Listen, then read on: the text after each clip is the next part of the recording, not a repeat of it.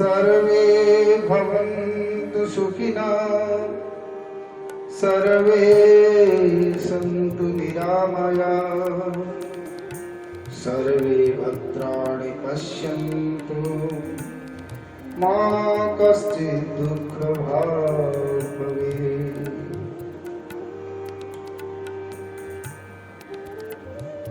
सभी सज्जनों को जय श्री कृष्णा, राधे राधे।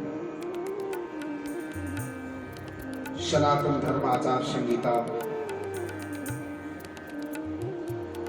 एक कानून, धर्म की विधि, धर्म का कानून जो हमें बांध करके रखता है। जिस तरह हम लोग संविधान के दायरे में रह करके अपना जीवन यापन करते हैं, उसी प्रकार हमारा सनातन का एक संविधान है, धर्म का एक संविधान है जिसको विधि कहते हैं। शास्त्रीय विधि के अनुसार किया गया आचरण पुण्य प्रदान करने वाला होता है। हमारे ऋषियों ने अनुभव करके इन बातों को हमारे साथ बांटा, तो हमें ये आचरण अपने जीवन में लाना चाहिए। महाभारत के उद्योग पर्व में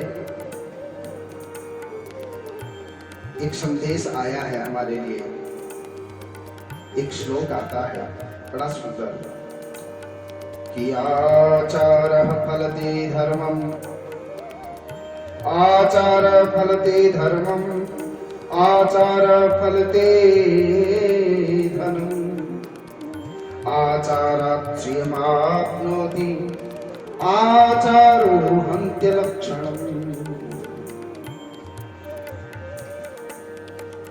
कहते हैं कि आचार ही धर्म को सफल बनाने वाला है। आचार फलते धर्मम्, सदाचार से जीवन व्यतीत करोगे तभी धर्म फलीभूत होगा, धर्म में सफलता मिलती है, धर्म सफल होता है। केवल धार्मिक होने का दिखावा नहीं, आचार विचार से धार्मिक होना, मन से आत्मीयता से धार्मिक होना। आचार ही धर्म को सफल बनाता है, आचार ही धन रूपी फल देने वाला है। आचार से रहोगे तो धन मिलेगा, लक्ष्मी मिलेगी। और यदि सदाचार को छोड़ करके हम अलग मार्ग से जाएंगे तो दिखने में तो पैसा बहुत मिलेगा, लेकिन वो लक्ष्मी नहीं, वो अलक्ष्मी मिलेगी। आचार ही धर्म को बढ़ाने वाला है, आचार ही लक्ष्मी देने वाला है। आचार से ही संपूर्ण संपत्ति प्राप्त होती है और आचार हमारे समस्त अशुभ अवगुणों का नाश कर देता है। इसलिए सदाचार का उपयोग करो, अच्छे आचरण का उपयोग करो, जीवन में अच्छे आचरण का उपयोग करो। 2 दिनों से प्रसंग चल रहा है। पहले भूमिका प्रथम दिन बताई, कल शयन के विषय में बताया। आज के इस एपिसोड में हम वर्णन करेंगे शौचाचार के विषय में। शौचाचार, मलमूत्र का त्यागना। हमारी जीवन में जितने भी छोटी से छोटी क्रिया, बड़ी से बड़ी क्रिया, उसमें भी नियम है कैसे करना चाहिए, जिससे हम सुरक्षित रहें, जिससे हम हमारे विचार सुरक्षित रहे, हमारा शरीर सुरक्षित रहे, हमारा मन सुरक्षित रहे। हर क्रिया के अंदर नियम है। कल जैसे बताया था, बिना सोचे समझे तो पशु है, जो बिना सोचे समझे बिना नियम के क्रिया करता है वो पशु के समान है। मानव के लिए ये नियम बने हैं। तो आज का विषय मलमूत्र का त्याग, शौचाचार किस नियम से करना चाहिए, क्या संदेश है हमारे शास्त्रों का। हमेशा याद रखना चाहिए कि मलमूत्र का त्याग हमेशा उत्तर और दक्षिणाभिमुख होकर के करना चाहिए। या तो उत्तर की तरफ मुख हो मलमूत्र त्यागते समय, या फिर दक्षिण की तरफ मुख हो। कदापि भूल करके भी पूर्व में और पश्चिम में मुख करके सोच नहीं करना चाहिए। यदि पूर्व और पश्चिम के अंदर मुख करके हम सोच करते हैं तो ये जो बुद्धि है ना हमारी, ये भ्रष्ट हो जाती है। सोचने की समझने की शक्ति हमारी चली जाती है और हमारी आयु क्षीण होने लगती है, ऐसा हमारे शास्त्र कहते हैं। और जहां पर हम मलमूत्र का त्याग करते हैं, आजकल पाश्चात्य संस्कृति के कारण से लोगों में होड़ मची हुई है कि घर के अंदर अटैच कराओ, अटैच कराओ, अटैच कराओ। उसको बड़ा मानते, क्या कहना उसका, उसके तो कमरे में ही सारा प्रसाधन है। उससे बहुत बड़ा दोष होता है। हाँ,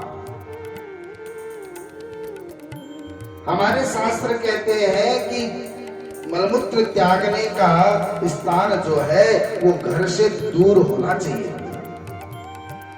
थोड़ा घर से सटा हुआ नहीं होना चाहिए, अलग होना चाहिए, उसकी दीवार ही अलग होनी चाहिए। दक्षिण और पश्चिम के जहां तक हो सके घर की दिशा देख ले, और दक्षिण और पश्चिम के कॉर्नर में बनाना चाहिए स्थान। और उत्तराभिमुख या दक्षिणाभिमुख उसका हो, जिससे हम दोष के भागीदार नहीं हो। फिर बताया इसी नियम के अंदर कि सोच के समय में हमेशा आदमी को अपना सिर ढक करके रखना चाहिए, मस्तक खुला नहीं रहना चाहिए। सिर पर कोई कपड़ा आदि डाल करके ही सोचाचार करे। पद्म पुराण में आया है, सिरः प्रावृत्य वस्त्रेण ततः शोचम समाचरे, वस्त्र से ढक करके फिर सोचाचार करें। और सोच के समय में मौन रहे, बोलना कभी नहीं चाहिए। हाँ, बिल्कुल बाहर से 20 आवाज लगाए, लेकिन हमें चुपचाप रहना चाहिए। मौन रहे और तेजी से श्वास भी न ले, क्योंकि जहां पर हम बैठे हैं सोच के अंदर, वहां पर न जाने कैसे कैसे कीटाणु व्याप्त रहते हैं, श्वास के द्वारा हमारे शरीर में चले जाएंगे तो उसके द्वारा हम रुग्ण हो सकते हैं, बीमार हो सकते हैं। तो सोच के समय ये खास ध्यान रखने योग्य बात है। उस समय श्वास तेजी से न ले और मुख बंद रखे, वार्तालाप भी न करें। एक बात विशेष और बताई युवान के लिए कि खड़े खड़े या चलते फिरते मार्ग के अंदर सोच कदापि न करें। न गच्छन् च तिष्ठन् वै विणमुत्रोत्सर्गन् आत्मवान्। मार्कंडेय पुराण और ब्रह्म पुराण के अंदर ये बात आई है कि चलते फिरते या मार्ग के अंदर बैठ करके मलमूत्र का त्याग नहीं करना चाहिए। आजकल जहां देखो वही खड़े खड़े टॉयलेट कर देते हैं। जहां स्थान देखा गली के अंदर, बहुत बड़ा अपराध है सज्जनों, बहुत बड़ा अपराध है। एक निश्चित स्थान होना चाहिए, वहीं पर मलमूत्र का त्याग करना चाहिए। वृक्ष की छाया में मलमूत्र का त्याग कदापि न करें। छाया या मूत्र परिचयो कर्म वर्जयेत, आपस्तंभ धर्म सूत्र के अंदर आया है। वृक्ष के नीचे, वृक्ष की छाया में कभी न करें। हाँ, अपनी छाया कहीं पड़ती हो वहां पर मूत्र विसर्जित कर सकते हैं, वृक्ष की छाया में नहीं, क्योंकि वृक्ष की छाया में कोई भी कभी भी आकर के बैठ सकता है विश्राम करने के लिए, वो अशुद्ध हो जाएगा। वो स्थान हमें सार्वजनिक स्थान है, वो अपवित्र नहीं करना है, ये ध्यान कर रखने की बात है। फिर बताया मलमूत्र त्याग के समय, शौच के समय ऊपर नहीं देखना चाहिए। चंद्र, तारे, सूर्य, ग्रह, नक्षत्र, आकाश की तरफ मुंह नहीं करना चाहिए, और न ही मलमूत्र विष्ठा को देखना चाहिए नीचे। अपनी दृष्टि इस भांति रखे कि न ऊपर न दाएं बाएं न नीचे, चारों तरफ अपनी दृष्टि को घुमाना नहीं चाहिए। बड़ी सुंदर बात बताई, अनेक स्थान बताई, आप कितने बताओ जहां जहां शौचाचार नहीं करना चाहिए। पेड़ के नीचे, कुएं के पास, जलाशय, गौशाला, जुता हुआ खेत जहां हरियाली हो, घास उगी हुई हो गहरी, वहां पर शौच नहीं करना चाहिए। देवालय के समीप तो कदापि नहीं करना चाहिए, चौराहे के अंदर नहीं करना चाहिए, शमशान में नहीं करना चाहिए, गोबर कहीं पड़ा हो वहां शौच नहीं करना चाहिए। जल के भीतर आजकल तरह तरह के स्नान वाले वो क्या बोलते हैं उनको, बड़ा सा की बनी रहती, स्विमिंग पूल। हाँ, स्विमिंग पूल। अब वो स्विमिंग पूल में न जाने कौन कौन आया, कौन नहा के गया और किसने क्या किया वहां, कोई पता नहीं है। भाई सावधान हो जाओ, कोरोना चल रहा है, बुरा न मानो, होली है, स्विमिंग पूल है, किसका मन कैसा है। तो जल के भीतर भी शौच नहीं करना चाहिए, मार्ग में भी नहीं करना चाहिए, किसी के घर के समीप कोई वहां पर भी, और यदि कोई खंबा कोई स्तंभ लगा हुआ है उसके समीप भी शौच नहीं करना चाहिए, बगीचे में नहीं करना चाहिए, लकड़ियों का ढेर पड़ा है वहां पर शौच नहीं करना चाहिए। इसका मतलब यही हुआ कि हमारे प्रधानमंत्री जी मोदी जी ने ये शास्त्र पढ़े हुए हैं, उनको मालूम है खुले में शौच नहीं करना चाहिए, इसलिए उन्होंने घर घर शौचालय का ये प्रण किया, घर घर शौचालय की योजना चलाई। बिल्कुल सही है, यदि घर घर नहीं होगा तो खुले में जाएगा, और खुले में जाएगा तो अपराध हो जाएगा, न जाने कितनी बीमारियां हमें आकर के घेर लेंगी। जो सूर्य के सामने या मार्ग में बैठ करके मलमूत्र का त्याग करते हैं उसकी आयु और बुद्धि नष्ट हो जाती है। सूर्य के सामने मुख करके, सूर्य के सामने, मार्ग में, स्त्री के सामने, ब्राह्मण के सामने, संत के सामने उन्हें अनदेखा कर करके यदि सोच करता है, मलमूत्र का त्याग करता है तो उसकी तत्क्षण बुद्धि नष्ट हो जाती है, ऐसा लिखा है। और यदि कोई गर्भवती नारी हो, और गर्भवती नारी यदि सूर्य के सामने मुख करके मलमूत्र का त्याग करती है तो गर्भ नष्ट होने का भय रहता है, ऐसा शास्त्रों में आया। तो भाई बड़ी सावधानी से हर एक क्रिया हमें करनी है। और मलमूत्र त्यागने के पश्चात शौच से निवृत्त होने के लिए, शुद्ध होने के लिए, हमारे शरीर को शुद्ध करने के लिए हमें जल से सींचा लेना होता है। हमेशा कहते हैं मूत्र द्वार को एक बार धोया जाता है और मल द्वार को 3 बार धोना चाहिए।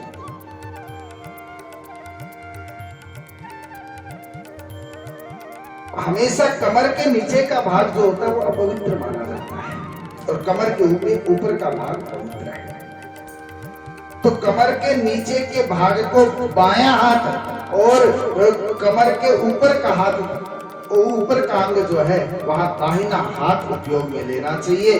तो साफ करने के लिए, धोने के लिए कहते हैं अपने बाएं हाथ का प्रयोग करना चाहिए और बाद में उन हाथों को मलमल करके धोना चाहिए। गृहस्थों के लिए यहाँ बताया है हाथों को 7 बार जल से, यहाँ तो मिट्टी दिया हुआ, 7 बार मिट्टी ले लेकर के उसको धोना चाहिए। पैरों को 3 बार धोना चाहिए। ये गृहस्थों के लिए है। यहीं पर यदि विष्णु पुराण में आया कि यहाँ पर यदि ब्रह्मचारी हो तो उसको 7 बार की जगह 14 बार कर देना चाहिए, दुगना हो जाता है। पैर 3 बार धोने चाहिए मलमूत्र त्यागने के बाद में, तो वहां पर 6 बार ब्रह्मचारी को कर देना चाहिए। वानप्रस्थियों के लिए 3 गुना कर देना चाहिए और सन्यासियों के लिए 4 गुना हो जाता है। ये बात विष्णु पुराण, नारद पुराण और मनुस्मृति में लिखी हुई है।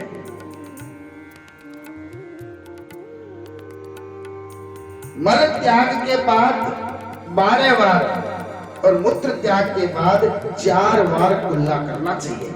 हाँ, हाथ धोने के पश्चात कुल्ला करो, 12 बार कुल्ला करो। और टॉयलेट करके यदि आते हैं तो 4 बार हाथ धो करके फिर 4 बार मुंह में जल लेकर के सारी बीमारियों से दूर होना है। तो ये सदाचार है हम लोगों का, ये सनातन नियम है हमारे। कोरोना तो आज आया है, आज कहते बार बार हाथ धो, अरे नहीं, हमारे नियम तो पहले से है। और कुल्ला जब करो मुंह में तो कुल्ला भी कहीं सामने जोर से नहीं थूकना चाहिए, इसका भी नियम बताया यहाँ पर। सामने देवताओं का स्थान है, दाहिने हमारे पितरों का स्थान है, इसलिए कुल्ला जो थूको नीचे मुंह करके धीरे से कुल्ले को थूकना चाहिए। पूर्व तो सर्व देवाश्चर दक्षिणे पितरस्तथा तस्मात् सर्व प्रयत्नेन वामे गंडुस मुत सृजेत। व्याघ्रपाद स्मृति में आया, देवी भागवत में भी आया, अधो मुखम नरः कृत्वा त्यजेत वामनः शनैः। धीरे से उल्टे हाथ की तरफ ऐसे मुंह करके धीरे से कुल्ला नीचे की तरफ छोड़ देना चाहिए, देवी भागवत में आया। लेकिन एक बात विशेष बता दे सज्जनों, ये शरीर का शुद्धिकरण है, लेकिन जिसका अंतःकरण शुद्ध न हो, मन के भाव शुद्ध न हो, तो 5 बार कुल्ला करे, चाहे 20 बार करे, चाहे 100 बार करे, चाहे रगड़ रगड़ करके हाथ धोए। शास्त्र में आया है कि संपूर्ण नदियों का, संपूर्ण सागरों का जल लेकर के यदि स्नान कर ले, संपूर्ण तीर्थों में जाकर के स्नान कर ले, यदि अंतःकरण शुद्ध नहीं है, हृदय के भाव शुद्ध नहीं है, तो फिर उसका शरीर शुद्ध नहीं माना जा सकता। इसलिए अंतःकरण पहले शुद्ध होना चाहिए, हृदय के भाव शुद्ध होने चाहिए। ये बाहरी क्रिया है, ये शारीरिक क्रिया है। शरीर हमारा रुग्ण न हो, बीमार न हो, शरीर से स्वस्थ रहोगे तो भजन कर पाओगे। अंतःकरण पवित्र होना चाहिए। एक महात्मा जी को शिष्यों ने आकर के बोला, गुरुजी पानी के टैंक में, कुंड में बिल्ली गिर गई, पानी गंदा हो गया, बदबू मार रहा है। गुरुजी ने कह दिया तो चलो ऐसा करो, सफाई कर दो उसे। बिल्ली गिरी, मर गई, उसके कारण पानी गंदा हो गया। गुरुजी ने कह दिया पानी निकाल के बाहर फेंको, गंदे पानी को, नया ताजा पानी भरो। नए नए चेले थे, शिष्य गए, जाकर के महाराज सारे पानी को बाहर निकाल दिया और दूसरा ताजा पानी ला करके उस कुंड में रख दिया। गुरुजी ने पूछा क्यों चेलो, वो पानी निकाल दिया गंदा पानी? बोले हाँ गुरुजी, गंदा पानी तो निकाल दिया लेकिन बदबू तो आ रही है। गुरुजी ने कब बदबू आ रही है? ऐसा कैसे हो सकता है? दोबारा साफ करवाया, बोले दोबारा वो गंदा पानी निकालो, फिर नया पानी डालो, ताजा पानी डाला, लेकिन महाराज बदबू तो क्यों की क्यों आई। गुरुजी ने सोचा ऐसे कैसे हो सकता है। गुरुजी ने पूछा अरे चलो ये बताओ वो बिल्ली को निकाला कि नहीं? बोले पानी तो गंदा निकाल दिया था, बिल्ली तो जो कि क्यों वही पड़ी है, आपने पानी का कहा। तो भीतर वो बिल्ली यदि मरी हुई पड़ी है, बाहर चाहे कितना ही पानी निकाल करके आप फेंक दो, नया पानी भर दो, भीतर यदि गंदगी पड़ी है तो वो शुद्ध नहीं माना जा सकता। वैसे ही अंतःकरण में यदि गंदगी है तो बाहर से शरीर को कितना भी हम धो लें, हम पवित्र नहीं माने जा सकते। इसलिए ये सोचाचार विचार करके हमें हमारे जीवन में जितना निभ सके, क्योंकि पाश्चात्य संस्कृति ने हम पर जबरदस्ती नियम अपने थोप दिए हैं। हमारे धर्म में ऐसी घुल मिल गई है, हम एक असमंजस की स्थिति में हो गए, क्या करें क्या न करें, कहां जाए कैसे करें। धर्म की प्रवृत्ति भी अपनाना चाहते हैं, लेकिन अभी का समय ऐसा चल रहा है जिसके कारण से हम उस प्रवृत्ति में ढल नहीं रहे। तो धीरे धीरे आगे के जो भी वीडियो आएंगे उनके अंदर एक एक प्रश्न को हम उठाएंगे और जो जो नियम मेरे ध्यान में आएंगे, जो जो अध्ययन में आएंगे, वो आपके साथ शेयर करता रहूंगा। बहुत बहुत धन्यवाद। वीडियो को देखिए और लोगों को भी दिखाइए, समझाइए, हमारी संस्कृति का ये प्रचार कीजिए, हम भी इसमें लाभ उठाए, प्रचार करके लोगों को सिखाएं, जिससे संस्कृति का प्रसार, जो कुछ हम भूल चुके हैं उसको पुनः याद दिलाना, बस यही तो करना। तो सबको याद दिलाइए, सबको निवेदन कीजिए कि ज्यादा से ज्यादा, पूरा नहीं तो धीरे धीरे इस अभ्यास के अंदर हम जुड़े, जिससे हमारा धर्म, हमारी संस्कृति और उत्तरोत्तर उत्थान की तरफ जाए, पुनः भारतवर्ष विश्व गुरु के रूप में प्रकट होकर के, उभर करके सामने आए। जय श्री कृष्णा, राधे राधे।